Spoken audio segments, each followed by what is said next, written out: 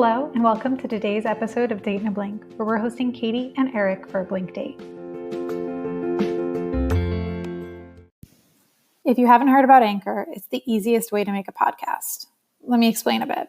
It's totally free, and Anchor will distribute the podcast for you so it can be heard on Spotify, Apple Podcasts, and lots of other podcasting platforms. Not only that, but it has creation tools that allow you to record and edit your podcast right from your phone or computer. It also lets you make money from your podcast with no minimum listenership. It's everything you need to make your podcast in one place. Download the free Anchor app or go to anchor.fm to get started. We're here on Date in a Blink today with Katy and Eric. I'm going to let you two dive in, but in case it's helpful to get the conversation started, I'm going to leave you with this question. How do you think animals communicate? All right. Hi, Eric. Hi, Katy. It's nice to meet you virtually. You have a very nice voice from what I heard earlier. Oh, thank you. You're welcome. Yeah, so how do you think animals communicate? Well, that's I guess you'd have to, there's a lot of different animals out there. We might want to... I was actually just thinking about this earlier today because I have a cat. He's like a little orange cat. And I find myself often Googling things about cats to try to communicate with him. And I learned that cats, when they like you, they will like blink slowly at you. The slow blink. Yeah, so I've been trying to do that with my cat. I look at him and I slow blink. But he doesn't do it back. So I'm like, is he just different than other cats? Does he not love me? And then I find myself Googling things like, how do you know if your cat loves you or not? And it's like, it's like a vicious cycle of trying to figure it out. So, what other tricks are there to find out if your cat loves you? Well, it's like if your cat like comes and sits with you or like is near you and tolerates you, that might be a sign that they love you. But that's very less obvious than other animals like dogs. Yeah, I feel like it's pretty obvious when you know a dog loves you. And that's actually, I'm pretty sure all dogs like it's hard to find a dog that doesn't like a person, Yeah, so what brought you to this like podcast thing? Like what made you sign up? Actually, one of my coworkers, I don't know how she heard about it, but she posted it on like our work chat, like, hey, they're looking for people to join. And I was like, all right, yeah, this should be fun.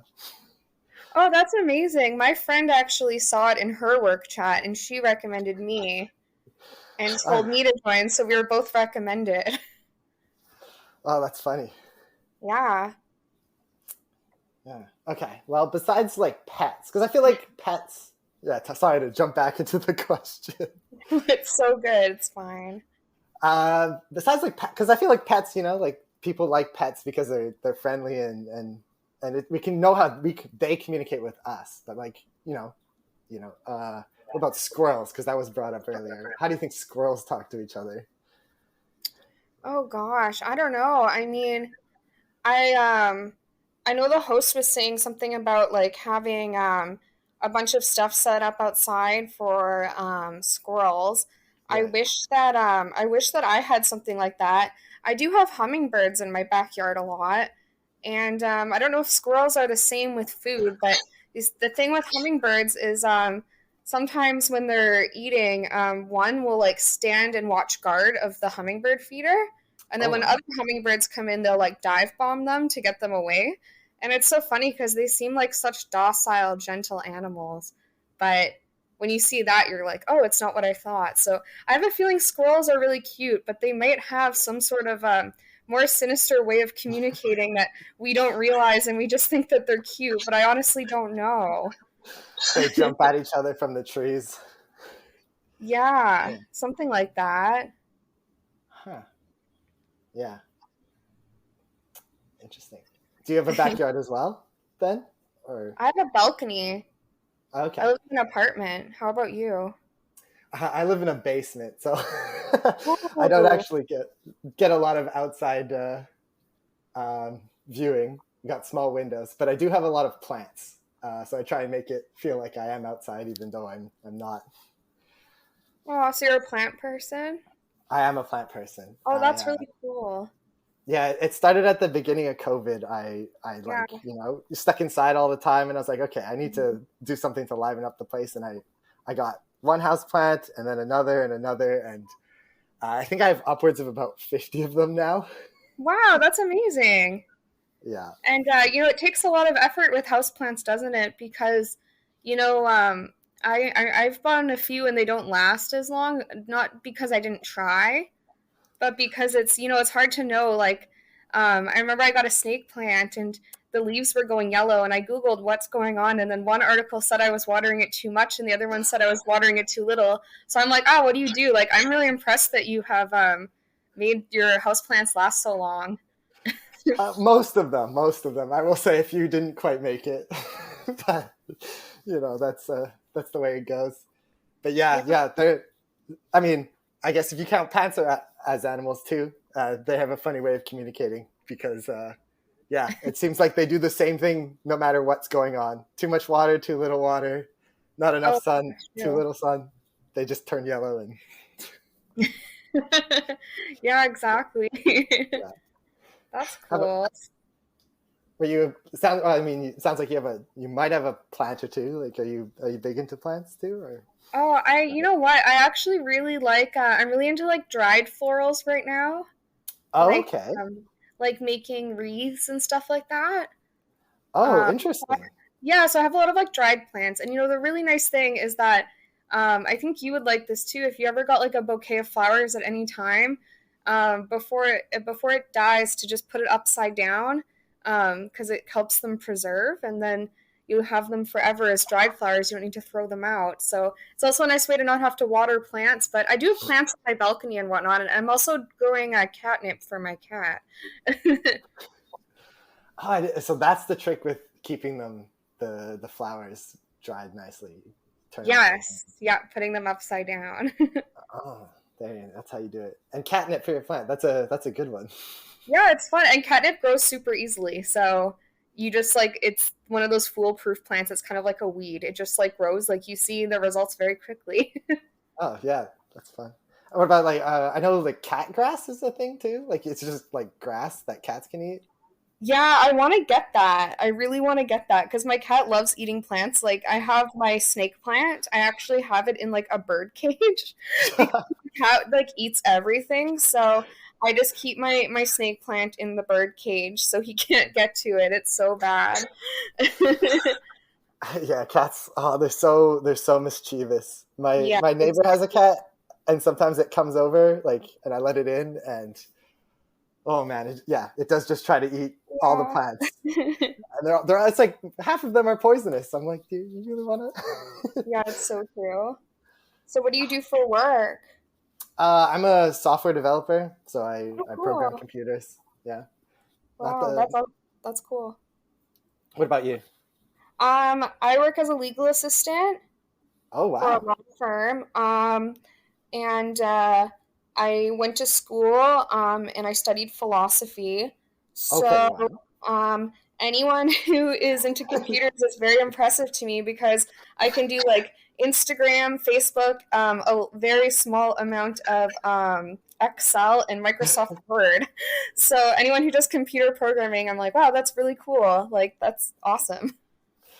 Well, anyone who does law stuff, I find that also quite impressive.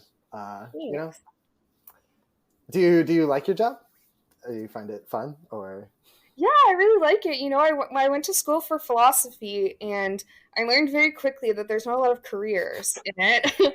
So I kind of went into this job on a whim, but luckily I really like everyone I work with, and it pays the bills and whatnot, and that's the most important thing. And I've always been someone who's more interested in hobbies anyway. So I really like crafting and things like that. So I just kind of like having a job that more gives me time to hang out with my friends and family that isn't too much stress, and then I can kind of afford to do the hobbies I want. So that sounds like the ideal job, actually. Right. At least to me. Yeah. What kind of? So, sorry. Oh, no, sorry. You go first. Sorry. I was gonna ask. So you said you did like sort of like the dry floral wreath making and stuff, but like what other sort of hobbies are you into? Oh, I don't know if you've seen this, but I do a lot of embroidery. Oh yeah, okay. Yeah, like when people have those hoops and they like sew like designs into them. Have you seen that? Right. Yeah, Yeah. embroidery or like not cross stitching though, like Yeah, it's very similar though. yeah. So yeah, I do that. I like doing that. It's kind of like a good stress relief kind of thing. Or, if I'm watching TV, I kind of do it at the same time. I know it's kind of like a grandma thing to do, but I started doing it during like COVID because like before I started my job, I had like 2 months off during lockdown. And I literally Googled hobbies because I was like, I don't even know what to do. I Googled hobbies, embroidery came up, and I said, wow, that actually looks really fun. I always liked sewing, so maybe I should try it. So it's kind of like you with houseplants. I totally get it because I actually like a hobby I also picked up during lockdown was knitting. Right? Oh my god, that's so cool. Yeah, it's the same kind of idea, right? Something relaxing you do with your hand. You can do it while you watch TV or something, right? Like I love when guys knit. Yeah. I think that's so nice.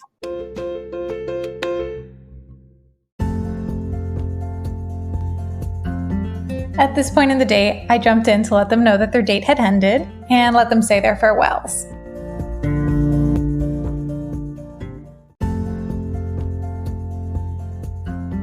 To start, I feel like I owe y'all a little context.